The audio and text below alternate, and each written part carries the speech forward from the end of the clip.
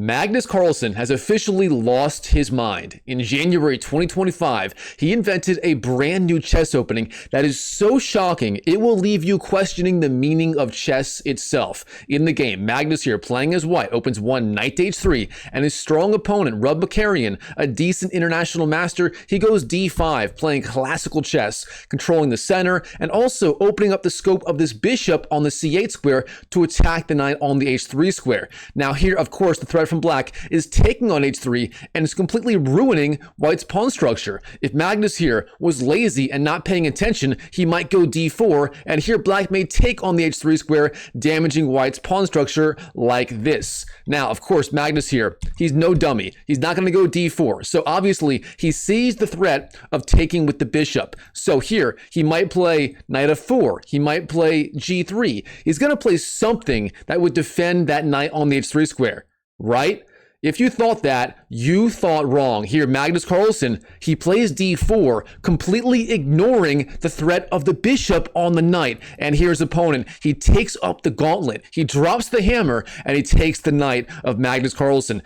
Bang! Bishop takes h3, g takes h3, and from here, the entire chessboard is lit on fire. Magnus Carlsen, he can almost never castle kingside. However, castling kingside is almost always the right idea in these d4, d5 openings. Magnus, what have you done? It's only move 3, and you've already completely destroyed your own position. All right, the opponent, knight to f6, a solid move. And here Magnus, he plays some sort of weird delayed queen's gambit with the move c4. And I have to tell you, I did check. This move, c4, in this position has never been played before in the history of the game of chess, making this a brand new chess opening. So what should we call it? How about the delayed Norwegian Queen's Gambit? Maybe the drunk delayed Norwegian Queen's Gambit. I like that better because you'd have to be drunk to play this opening right here as white. Now here, just like in the Queen's Gambit, black has 3 main options. You defend d5 with e6, or c6, or you take the pawn on c4.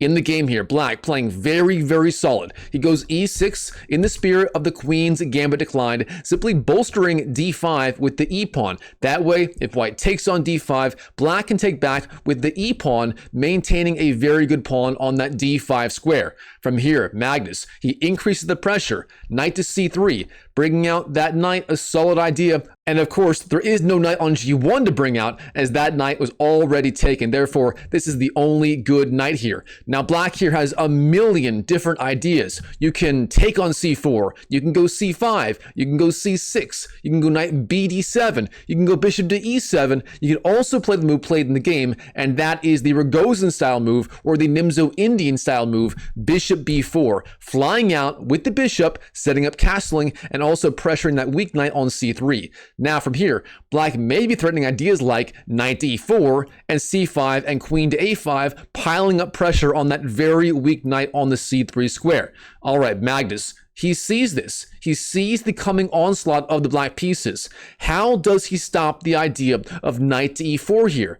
Well, Magnus Carlsen, in this new opening, the drunk Norwegian delayed Queen's Gambit, he ignores the threat entirely because why the heck not? In for a penny, in for a pound. And he plays the move rook to g1, sliding over with the rook, threatening g7, and of course, completely foregoing the idea of castling on the king side at any point in this game. The king now is stuck in the center, or it must go to the queen side. The audacity of the GOAT in this game. All right, black, of course, the threat is taking on g7. Black must defend against the threat of simply rook takes g7. But how will he do it? Well, he can go g6, he can go king to f8, he can go castles, and he can go knight to h5. Which move will he play? Well, in the game, black plays the move short castles. But this is actually incredibly dangerous. Look at this, the black king literally castling right into the line of attack of the white rook. Instead of this, g6 was likely the best move here. Instead, castles played, and already Magnus Carlsen, despite playing a completely absurd opening, the drunk, delayed Norwegian Queen's Gambit, he's suddenly finding himself back in the game. Just look at this. The rook lining up with the king. The bishop eyeing the h6 square. Bishop h6 right now is actually playable, as the pawn on g7 would be pinned to the king. For example, bishop h6 right here is perhaps the strongest move. Again, the pawn is pinned. You can't take, as the king would be under check. But now the pawn on g7 is also under a deadly attack. Instead of that, in the game, Magnus here, he plays bishop g5, simply pinning that knight on f6 to the queen on d8. Of course, this guy, he knows a thing or two about chess, therefore he must know what he's doing here. All right, black, he defends the d5 pawn with the move c6, a solid move in the spirit of the semi-Slav. Now, Magnus, queen to b3, a very aggressive move, attacking the bishop and also setting up the idea of long castles. And because black went c6 here, that knight on b8 cannot go to c6. That makes it a little bit harder for black to defend the bishop on the b4 square. So how will black defend the bishop? What can he do? What is the right response? Well, here, black, he likely should go either bishop d7, blocking the pin on that knight, or he should go bishop takes c3, giving up the bishop for the knight on c3 and giving black a very good game overall. Now, instead of that, Rub Makarian, the international master, he plays the move a5. Now, this move is very, very common in many different openings, many lines of the queen's gambit. However, here, it's simply not the best idea. And the problem is, it's a little bit too slow. It does nothing, and I mean absolutely nothing, to slow down the incoming onslaught of Magnus Carlsen. And here, Magnus finds the best move. Black puts no pressure on the white center, and therefore Magnus here, he plays the move e4, launching up with the e-pawn, threatening ideas like e5, attacking that pinned knight. Now here's the problem. a5, it did nothing to slow down the idea of e4. If black took on c3, that would weaken white's control of e4, or if black went bishop d7, going back with the bishop, then at least this pin on the knight would not exist. But a5 does not cover any of these ideas, and here e4 is just incredibly strong. Magnus here getting the beautiful e-pawn, the d-pawn, the c-pawn in the center, all putting pressure on the weak black pawn on d5. And what can black do here? Whether he does nothing, if you do nothing like king to h8, white can simply go e5, getting a brutal attack against the black king, and of course, attacking the pinned knight. Beyond that, if you take on c4, that has drawbacks, and if you take on e4, that also has drawbacks. For example, if black takes on c4 with a d-pawn, d takes c4, all white has to do is take back with the queen, queen takes c4, and white is ready for long castles and e5 ideas with a fantastic game. Now, in the game, Rub Makarian, instead, he takes on e4. D takes e4 was chosen in the game, but here Magnus, showing his class, he simply plays the move long castles. Magnus playing rook g1 all the way back on move 6 in this game.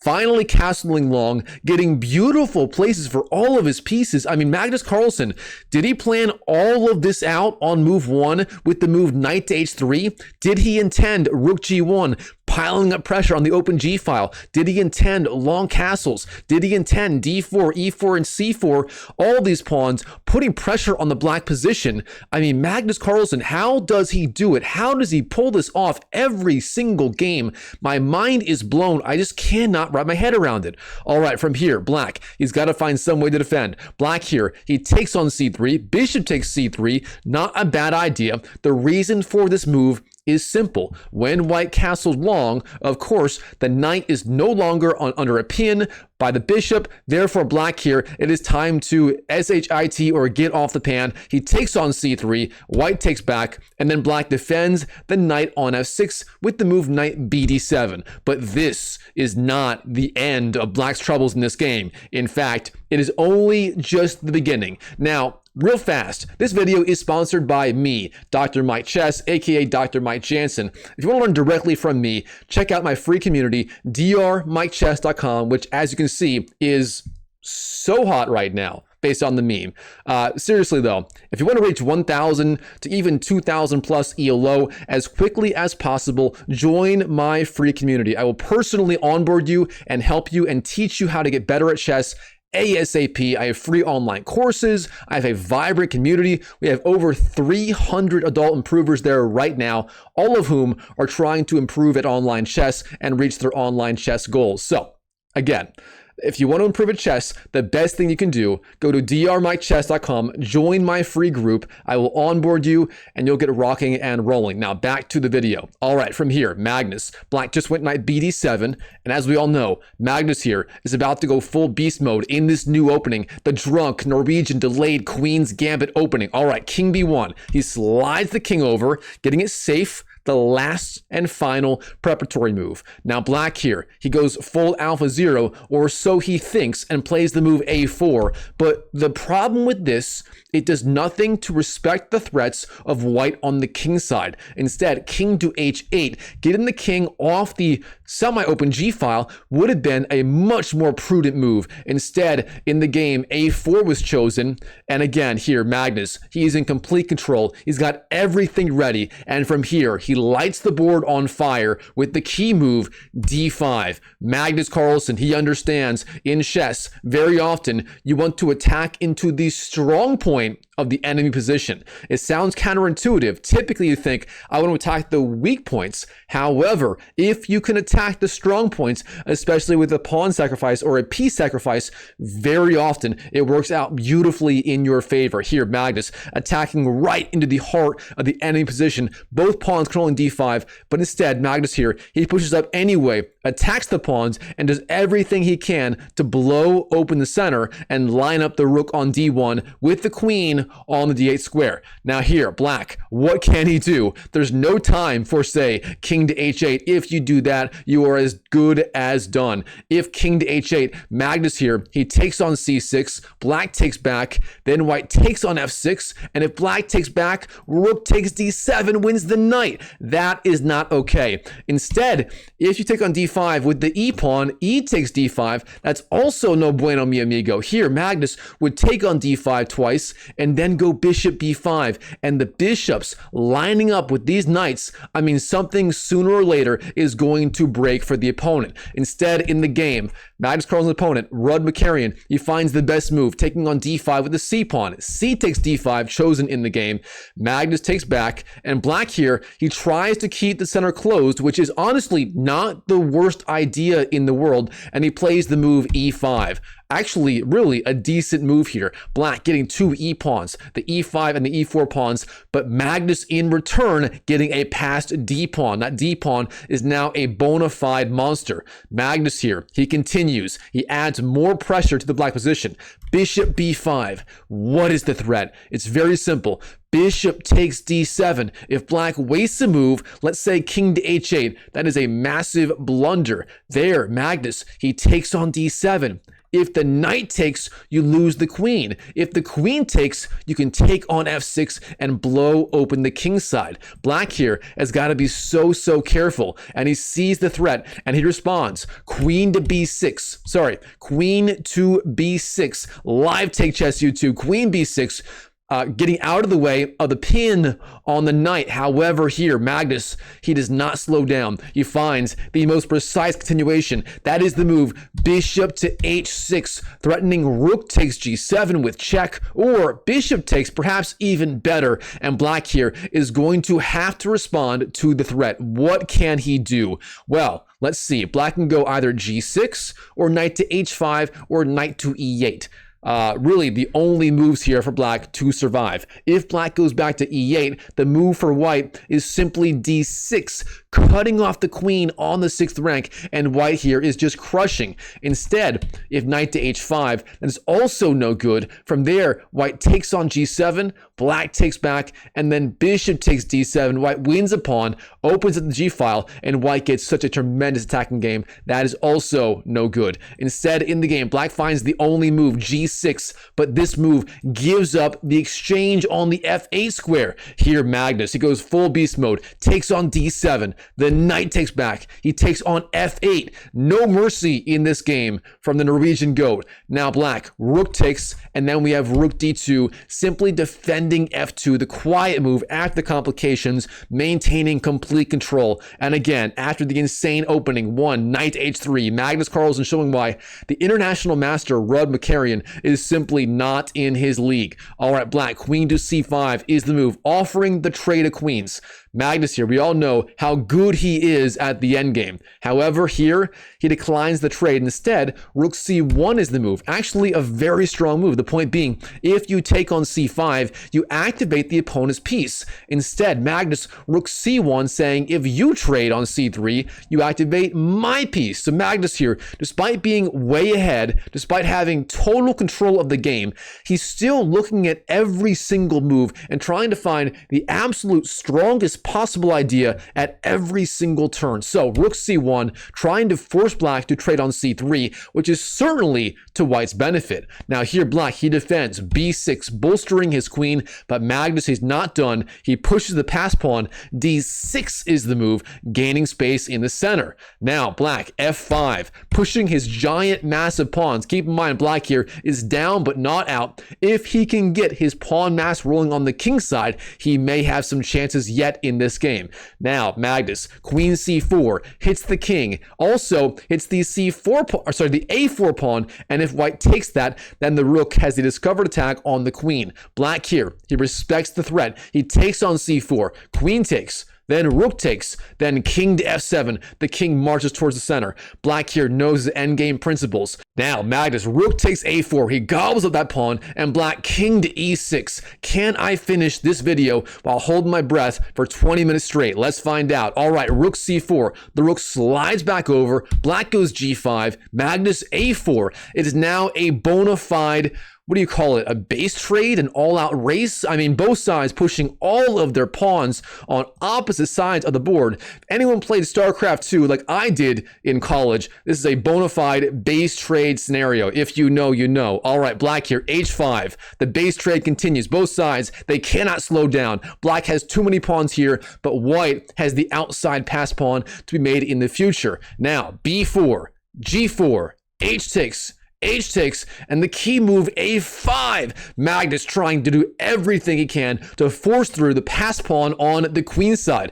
Black takes, white takes back, rook to a8, trying to blockade the pawn in this new opening, the delayed Norwegian Queen's Gambit drunk opening. Rook to a2 defends the pawn, king d5, rook c1, the rook flies back, and rook to a6. Black here doing everything he can to blockade this pawn and to imprison it and not let it advance further. Black's idea is to capture this pawn and then somehow push the giant mass of pawns forward somehow, some way. But again, white, with those two rooks, his position is just too solid here. And Magnus, he continues. Rook d1 hits the king. Black is down to less than 5 seconds left on the clock. Can he survive? King to e6 is the move. The king slides back.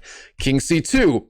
f4, and finally here, the last move of the game, king c3. And shockingly, the opponent, with 4 seconds left, he's unable to find an idea in this position. King c3 comes, black's clock runs out to 0, and Magnus Carlsen shows he can truly win with any opening in the game of chess, including the drunk, delayed Norwegian Queen's Gambit opening. All right, Chess YouTube, hope you enjoyed this video. If you did, show me some love. Smash that like button, comment down below what you thought of the new opening. Is it the right name for the opening? What did you think of it? Any comments are welcome. I will do my best to respond to all comments as I can tomorrow when the video is released to YouTube and so on. And by the way, once again, if you want to learn directly from me and learn how to reach 1,000 to 2,000 plus ELO as quickly as possible, all you got to do, go to drmikechess.com. Links also down below in the pinned comment and the description. It's my free online chess community powered by school.com. And there I have free courses. I'll analyze your games for you. We have a ton of people there all trying to learn how to improve at chess. It's really a really cool place to go and get better at chess. So If that interests you at all, please go to drmikechess.com. I will see you there. And until next time, as always, I wish you the best of luck in your chess improvement journey in 2025 and beyond. And I'll see you in the next video.